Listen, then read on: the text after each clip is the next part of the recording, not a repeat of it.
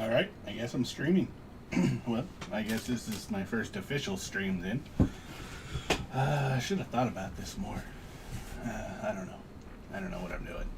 But you know what? It's gonna work. Alright, so let's go over the PCs. We have the player characters for my game. Looks like we'll be able to get them right here. I'm gonna bounce them over. No, we're good there. You can see everything. Alright. So we got William. William goes by Kid, raised in the Scihound barracks. As I mean, most of them were all raised on watching old westerns, different holovids. I'm using that as my go-to on the naming conventions of the Dog Boys. I even wrote up a pretty funny thing that has the head scientist talking to one of the guys about. Well, we should let them watch Western movies and let them figure out their names from that. So that's how Kid got his name. He's stylized off of Billy the Kid and sniper trained, sharpshooter, dog boy, of course. Rest of the stats I have all on a Google sheet. I put them all in a list like this so I can just reference them real quick. I can go down the left-hand side, scroll over, see what they have.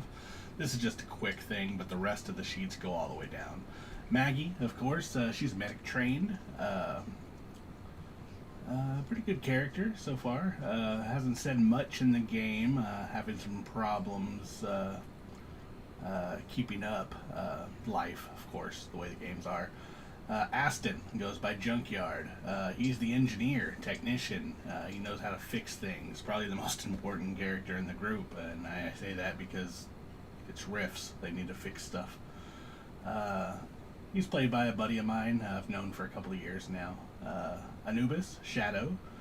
Now granted, they have two different names. They got their call sign names, is what they go by, and then they have their names that they were pretty much given when they were birthed in their test tubes, because that's how dog Psi-hounds are made. So, Anubis, Shadow, he got your demolitions trained. I mean, he's playing a what's the Zolo? It's a type of dog from Mexico. The Zolo something. It's a real interesting name. But I was able to use the AI to get what they looked like pretty much. They're hairless, which is interesting. So then we got Reacher. Reacher is played by my brother. He's, I mean, a massive pit bull in the game. Close quarter combat. Yeah, that's what he is. So I guess a nice group. I will be opening up the game soon to more characters, because as it stands I only have like 3 that are really active, and I would like to be able to wake up in the morning, load up the game, and play with have multiple posts to respond to. That would be great. Still waiting on some of the players to get back to me on some descriptions, but once that gets in there, that'll be filled out. Alright, what else we have? We have NPCs. Might as well go over them. We have Wraith. Wraith, he is their Psi Stalker. He's a human, psionic. Has mutant abilities too, works for the Coalition, but definitely he betrayed his own pack, which was not nice.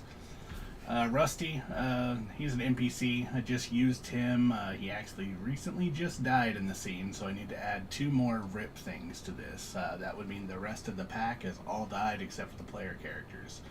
Rusty, Bella, Duke, Luna, and Rex. Rex and Rusty were just killed recently in a scene, and now the PCs are on their own. We've had a couple of NPCs pop up also. Hannah Oakley, that would be Kid's mentor. Basically, Kid, it was part of another group before his entire squad was sucked up in a rift, including Hannah, and they all vanished and were disintegrated or vanished or went somewhere else. No one's really sure. They haven't shown up since. But he got repositioned with a different pack, so that's his old Psi Stalker. We got Diablo Joe. He's a full conversion Borg based off the same character in the Black Market book for Rifts. decided to use him. He's down here stuck.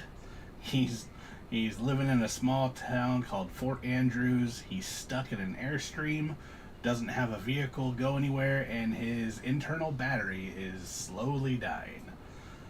So that's a propelling motion to get the PCs to help him get out of there. So right now, that's the goal: get Diablo Joe to somewhere he can plug in, so he's not on his battery anymore. We have who I've labeled the Enforcer. Basically, he is a big brute mutant that has been soaking up radiation for a while now. Fort Andrews, the scavengers that live there were able to scavenge a nuclear battery out of an old coalition walker. They decided to use the nuclear battery in town to power things, but it had been cracked open on the side and was leaking out radiation, which, yeah, radiation, even in the Rift setting, will still fuck you up. Still mess you up. Sorry, I don't think I'm allowed to cuss. I don't know. Scout and Rufus. Scout and Rufus were both dog boys that they're known as ferals. They either their family or their parents escaped the coalition years ago, and the way the dogs breed, it's quick.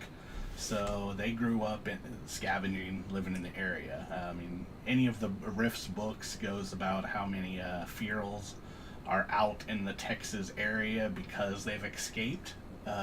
Or have been abandoned, or outposts have been destroyed, and it's just 50 of them that are just there doing nothing. So Scout and Rufus are both ferals that basically were, as soon as the PCs got to Fort Andrews, they noticed that these three ferals were off on the side, and they were being forced to fight in an arena style against a giant robotic centipede and two dimensional beings, which I forget what I made them at the moment, but I'm pretty sure I'll jump into it in a minute, figure it out. But basically, dino riding bounty hunters had captured them to take them back to the Lone Star complex because ferals are all tagged. They belong to the coalition. I mean, they don't have independent thought or independent whatever. I mean, if they're part of the coalition believes them to be their property. All right, and yeah, that brings up a lot of aspects in games. A lot of newer players don't like that. So, hey, you do you, right? So what else? We got different locations. Basically goes in, shows the New West, Pecos Empire. We got the Lone Star complex right here, and then Odessa, this little complex over here. Right now, the PCs are about right here on the border. They're actually exactly on the border between New Mexico and Texas. So, they haven't traveled far. Go into some of the stuff over the Wichita Falls area, Amarillo, Odessa. Talks about the Pecos Empire, and talks about what Odessa had. So, all this, I mean, the 69th Dog Pack Prairie Fox Company, the 71st Dog Pack Hunter Company. So, these are pretty much, PCs are pretty much left of what this is. So, it was a pretty drastic assault on the facility. Little older map, kind of a zoom in there version. You got Odessa sitting right there. Funny enough, you have Roswell right up there, so they're heading that direction, so I might incorporate that into the game, depending. I got a thread for inspiration, filled with AI art of things that I've made for the game, inspirational pieces, of course, talking about Rifts, some of the Rifts things. Then I got all my little dog pictures for NPCs that I can quickly grab if I need to. I mean, some of them are a little bit more better than others. I mean, like this little guy. He's pretty impressive. What else we got? Worked on Kid's portrait a lot with him. Went back and forth trying to find exactly what he liked. A couple of them are pretty good. Adding the blue scarf. Adding stuff like that to your AI images to make them work. To make them, like, fluid. And that's easy to mimic later, so that's always good. Scroll down some more. One of my players, Maggie Bones, she's playing an Australian Shepherd, so there's different color variations. So tried to make her different color variations and get that. We experimented with a couple of other types, more realistic looking, which was, I mean, it looks good. Then I showed them how I do it, which, oh, that's my setup at least for automatic 1111. But she settled on this one here, which I think I like it. I mean, it's definitely a medic. Couple more. Then I figured out I could do image to image and just change the head. And oh man, talk about having specific armor. Real easy to change up the dog, change up the type, keep the armor, just change out the head. Real easy for making mooks. Real easy for making the minions, what you need to do. There's a Junkyard, went back and forth until he chose one. Then some more scale bots, tried to work on them. Kind of bulky for a scale bot, but not too bad. Got some different ones, a variation of what the Coalition Dead Boys look like. Even got some text going in there, looking pretty cool.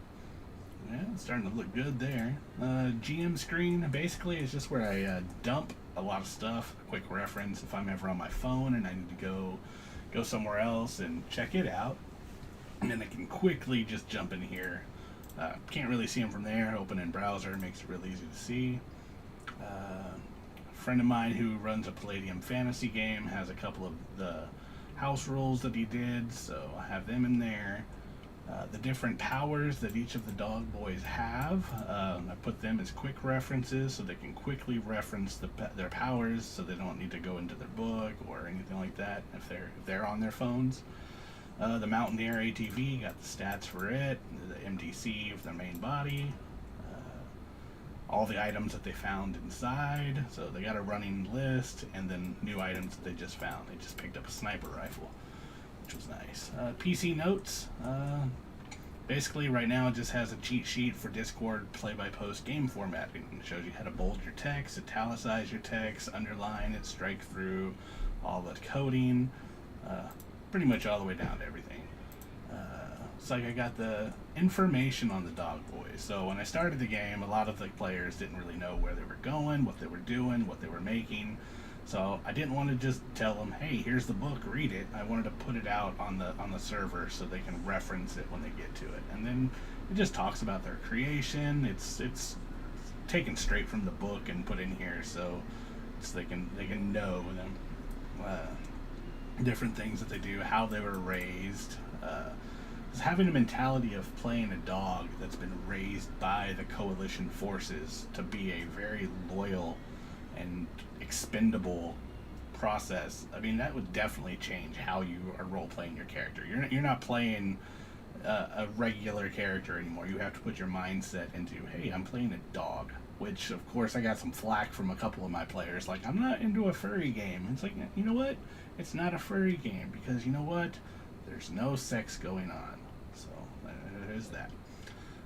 The physical training they go through, their fear responses, their loyal, the brainwash, their favoritism. Some size stalkers are favoritize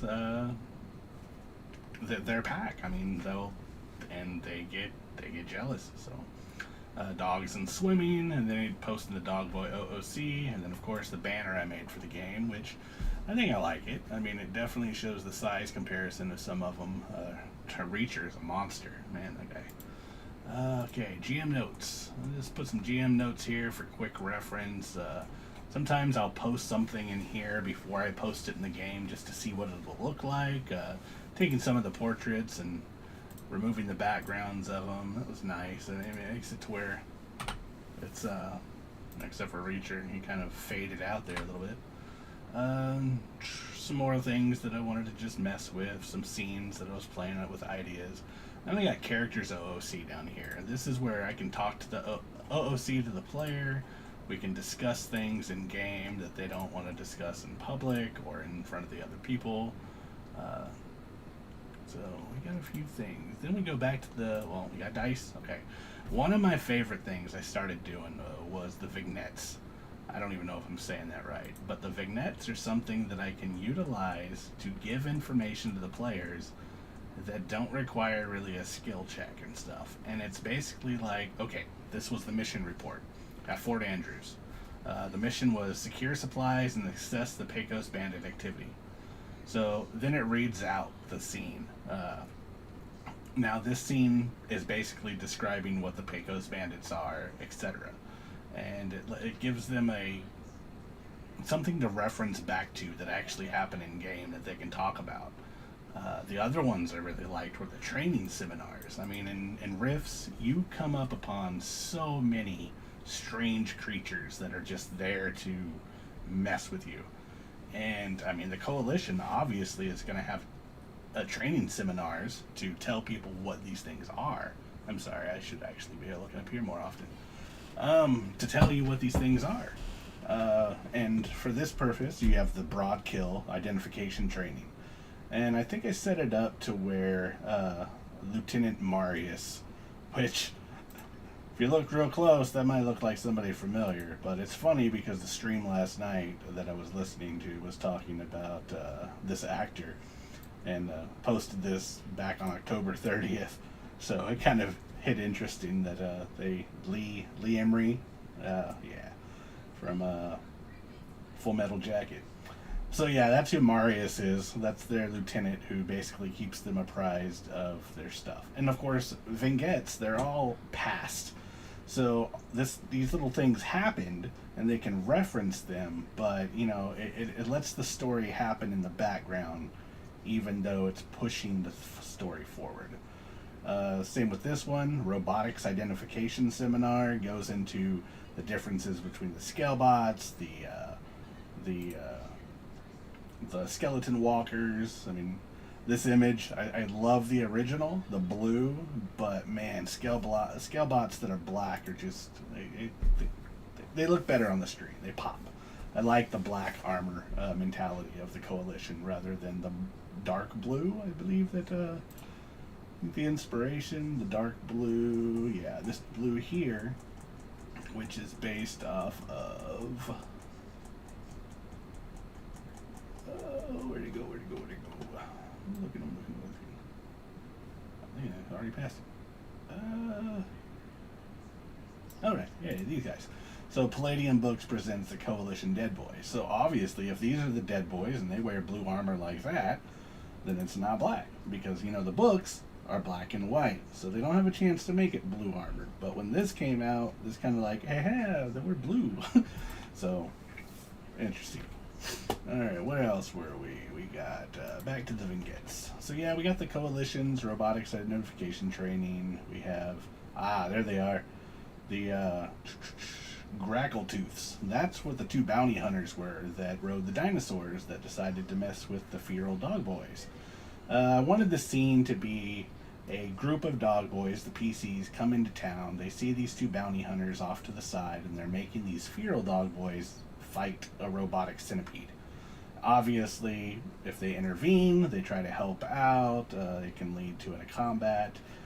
My PCs decided no, they wanted to go bet money on who was going to win, because that's how they were raised. Raised by the Coalition by telling them, hey, the feral dogs that escaped, those are traitors. Those are people against the Coalition. So meeting a dog boy outside of the Coalition, you're meeting a traitor. So why would they help him out? Well, after a couple of things, and Kid decided to definitely go over there. And basically, after the Grackltooths learned that the Federation of Magic had wiped out the Odessa complex, and then we learned that they also wiped out the Lone Star complex, then they really didn't have a place to take these bounties back to. So they just gave them to them. They're like, I don't want these strays anymore. And they're just like, here, take them. And rode off on their dinosaurs into the sunset. I'm probably going to have them come back later, which will be interesting because I definitely liked those two characters. Gave them that Australian type vibe to them. So, there's their robotic centipede. So yeah, what else we got? Tracking down some bounty. This just goes into the story of how the Grackltooth captured the feral dog voice, because why not? I mean, AI is helping me create the entries, so it's great. I also thought about taking this and turning it into a book, but trying to sell anything with a Riffs IP on it's not going to happen. So, I mean, I guess I could make it into my own, but to me, the enjoyment of my own IP, I really enjoy writing in other people's IPs, but I understand where it comes from that. So it all ends up being fan fiction, anyways. Then we got identification seminar on the cactus people. Cactus people, and used AI again to make that. And he almost looks like an alien more than a cactus, but I don't know why cactus are growing out of the wood over here, but that's the picture. But that's where they're at right now. They are in a small town called Eunice, which is on the New Mexico-Texas border. It's a oil town, but basically these cactus people are pretty much running this oil town, and they have to get through a checkpoint to get further to the west to get to Carlsbad Cavern, which Diablo Joe told them about. And obviously it's a mix on Carlsbad Caverns in southern New Mexico, but Carlsbad Cavern, I mean, somebody obviously saw that and I went with it. So, but okay, what else we got? Whisker coyotes. These are the cactus folk. They have their little whisper coyotes, which are have Marius going into telling them how shoot these things on sight because they're a nuisance. So yeah. Alright, then we have vignettes for the PCs. Well, I opened it up for them, but no one has seemed to write. This game has been going on since October. It's December now. So yeah, it's very casual. I would say we get through at least 1 to 2 posts a day, which that's really slow. I would really like to pick that up more, but it's trying to herd cats playing with multiple people. And I mean, it's play by post, so yeah, you can jump on when you want to and post, but I don't know. I think I need more people in it. What else we got? I have my creation thread. Got the Google character sheets. There's a link to that. So all the character sheets are open to each people, or each person, each player can look at the other player's character sheet. Meta and bleed over, I don't really care about. If you're trying to hide something from your fellow gamer or your fellow companions, your fellow players, then I mean we can talk about it in a private chat, but when it comes to the stats of your character, there's no point in hiding those. We are all created on the same level. It's not really a big deal. They got a letter from Desmond Bradford. He's the person. It's a fake letter that he sends out to all the dog boys, basically just telling them, hey, welcome to the coalition. This is what you're here for. All kinds of things. I mean, they were born into it. So, character creation. We got rumors that they've heard. I need to pack this one. I could jump up there. Different abnormal mutations, etc. So, what else? General, obviously. General chat is huge. So yeah, there. Now you know a little bit more about the game, and hopefully this second stream was good. Actually, heck, let's keep on going. So, alright, so main outpost. They're escaping the outpost. The outpost gets blown up. They get in the Mountaineer. They drive to an area just outside of town where they regroup. They talk about what's going on. They decide that it's 200 miles to the Lone Star Complex to the north. They do not know yet that the Lone Star Complex has also been destroyed by the Federation. So that's where they're supposed to go in to regroup. So, keep on going. Back and forth between Wraith and telling the PCs what's going on. I think at one point Kid used his astral projection and went back to the base, back to the outpost, and took a look around, and it was decimated. They were already starting to wrangle up the survivors, and yeah, it wasn't pretty for him. What else? Keep on going. Trying to look for the big things. This is they gather around the Mountaineer, start pulling out all the gear. That's how they got all their gear, because uh, the Mountaineer had a good load of stuff in it. Then they make it to Fort Andrews. Fort Andrews, it's not really a good picture here, but it worked for the moment. Basically, Fort Andrews is over here behind here, but it's all blocked off by these big, massive shipping containers. Once they enter town, there we go. Once they enter town, they come over here. We got a meat stand vendor selling iguana on a stick. I don't know why it's a staple in all of my post-apocalyptic games, but there's always a dude selling iguana on a stick. You got your sentries in the front, guarding the place. You walk in. You got your airstream right here, which they'll find out about later, because that's where Diablo Joe is hanging out. You got a trading post, and their goal to get here was to get here, get fuel, so they can make it up north. You got your three dog boys over here fighting the giant mechanical centipede. Your two grackle teeth thread over here. Kaylee, yes, I used the word Kaylee. Guess what? She's a mechanic. Yes, it's from Firefly. Yeah, yeah, okay, and it looks, yeah, it's her. So, anyway, she's a mechanic. She's not that good. Junkyard's definitely a lot better. And then I've got the enforcer here, he's sitting on the leaking battery. Yeah, that's the battery, and it's leaking radiation into the whole town. So when the PCs finally tell him about it, Diablo Joe's like, yeah, I kind of knew it was leaking, but it's not affecting me, just everyone else. This poor guy here, that's Lenny and Jesse. Lenny is covered with radiation burns. He's pretty much on the verge of death. He's about to die. So, alright, so they talk about it. They get there. They try to barter for the fuel. They're walking around a little bit.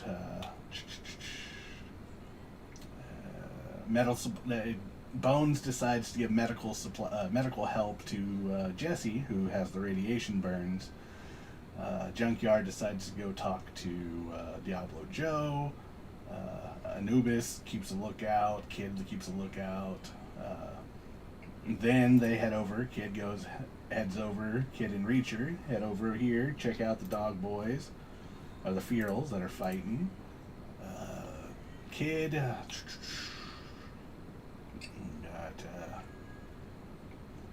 yes, Diablo Joe. There we go. So inside the Airstream, finally, Junkyard gets in there to talk to Diablo Joe. And that's a pretty cool picture. Full conversion Borg, Diablo Joe. I don't know if he still drinks or not, but it looks like he does. Stuck in an Airstream. I really like this picture. It's a real good one. Basically, Diablo Joe and him talk about what's going on, tell him that they need to move. Diablo Joe says, hey, look, the Lone Star Complex also got destroyed according to my sensors. I've been able to pick it up through the chatter, encrypted chatter. So he lets them know stuff going on at the Airstream, back at the trading post. I jump around, even I don't want to go individual. Everybody in the same thread makes things a lot organized and easier, especially since what I do is I'll take this and I'll extract all the text into a text file, and then I'll upload it to ChatGPT, and I'll ask ChatGPT to give me a summary of what has happened so far, or give me a couple of suggestions on where we could go next, or hey, just pad this scene and help me write this scene better. I'll write it out and I'll get all detailed with what's going on. I'll write it out and everything, and I'm not an editor. I've never edited a paper in my life that I can remember. I mean, I sucked in school.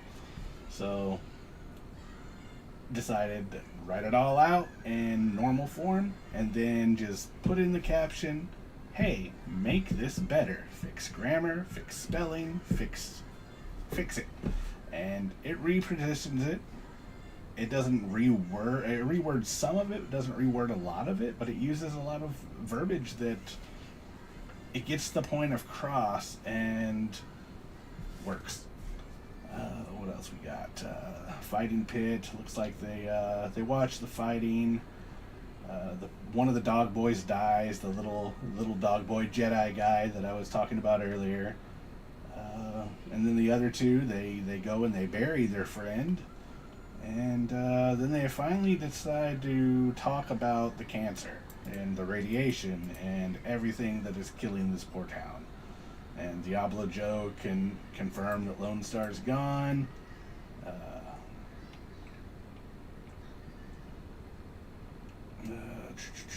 and the talk about going to Carlsbad Caverns. That's where Diablo Joe wants to go. He thinks that there's some technology there, at least a battery, because there's an old bunker there that he can talk about or he can go to and figure out.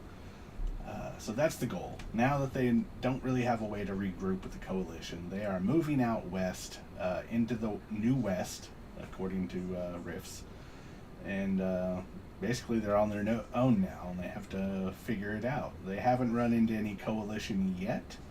I don't know if I'm going to have them run into any coalition yet. I kind of want to see which direction they go, or if they're going to try to head back and go back to coalition-controlled territory. But right now they're getting way off into no man's land. So they abandoned. They end up abandoning Fort Andrews. A couple of people decide to stay. Of course, you have those people who are, I'm not going to leave. This has been my home forever. So, yeah. But they get a good amount to go with them. Kaylee, the mechanic, decides to go. The enforcer, he goes. Probably a good thing. Kind of mocked this up as Kaylee's truck. It's poor little SDC truck. This was on the run. I didn't have any of my my normal tools, and I was I think me and my wife had gone somewhere, and I needed to post up an image. But Diablo Joe's Airstream, the background with Odessa and all the oil derricks and the oil things, and yeah, the truck. There's no way that kind of truck would have survived in the Rift's timeline. But I mean, it's fun to think about. I mean, it should definitely be a more militarily styled truck, but. Whatever. What else? What else we got? The outskirts. Oh, this is when they find out that they leave Fort Andrews to go re-up with Wraith and the other two dog boys that survived, and decide that, or not decide, but find out that Federation Mages has come and destroyed the Mountaineer. So now they don't have the Mountaineer either. And Rusty is dead, and Rex is dead. And Wraith is nowhere to be found. And they are able to touch the Mountaineer and use their object sense, which one of them, I believe one of them has. I know Kid has object touch, but touch it, and they were able to see the scene between Wraith and the Federation Mage, and basically saw her take him back to back to the Odessa outpost, and he's like sitting in a room while he takes off his coalition gear and puts on their regalia. So definitely as a spy, double crosser. What else we got?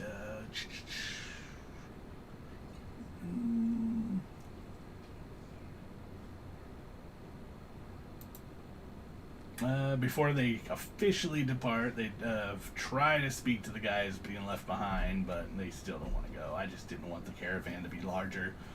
They finally get to the cactus people down the border, and that's where we're at right now. We're getting up to the there we go, up to the end.